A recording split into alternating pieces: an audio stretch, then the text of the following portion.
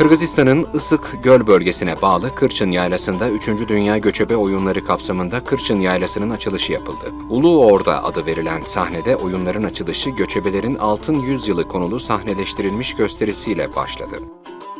Gösteri, Kırgızların tarihi ve ulusal geleneklerini anlattı.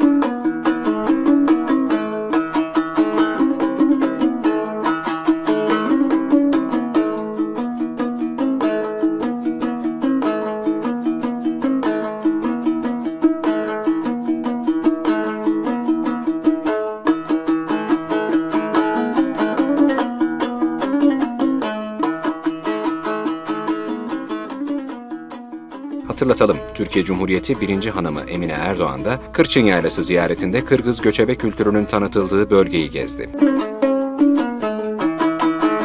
Yaylanın resmi açılışı ise bugün 4 Eylül'de yapıldı.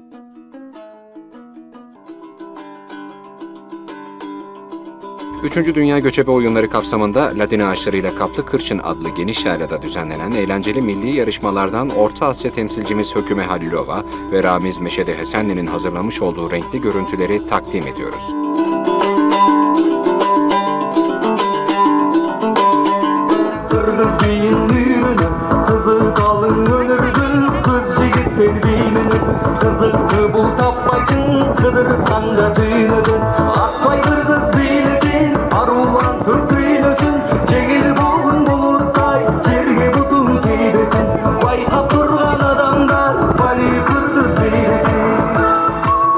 Katılımcılar için ayrıca halat çekme, yüzük çekme gibi benzer oyunlarda katılımcıların ilgisine neden oldu.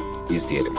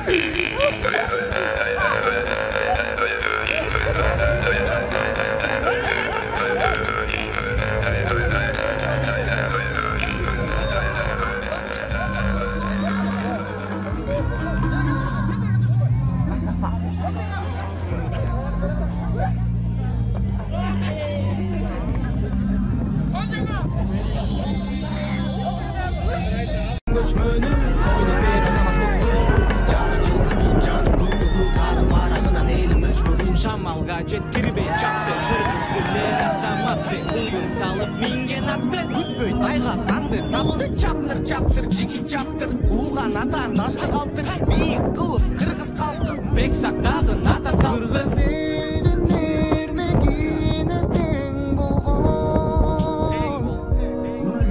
Кылымдарды кечип өткөн көкбөрү Эр азаматтарды сүйгөн оюну Өркүндөгү Ulu kırgız elim göçmeni oynap ber azamat kökbörü jarık yıldız bolup janıp köktögü tarık baragынан elim öçmөгün Улуу кыргыз элим көчмөнү ойноп бер азамат көкбөрү жарык жылдыз болуп жанып көктөгү тарых барагынан элим өчпөгөн Ulu kırgız elim göçmeni oynap ber azamat kökbörü jarık yıldız bolup janıp köktögü tarık baragынан elim öçmөгün улуу кыргыз элим көчмөнү ойноп бер азамат көкбөрү жарык жылдыз болуп жанып көктөгү тарых барагынан элим өчпөгөн Qadam baskın kökbörügö salım koşkun götürüp Ulu kırgız elim göçmeni oynap ber azamat kökbörü jarık yıldız bolup janıp köktögü tarık baragынан elim öçmөгün улуу кыргыз элим көчмөнү ойноп бер азамат көкбөрү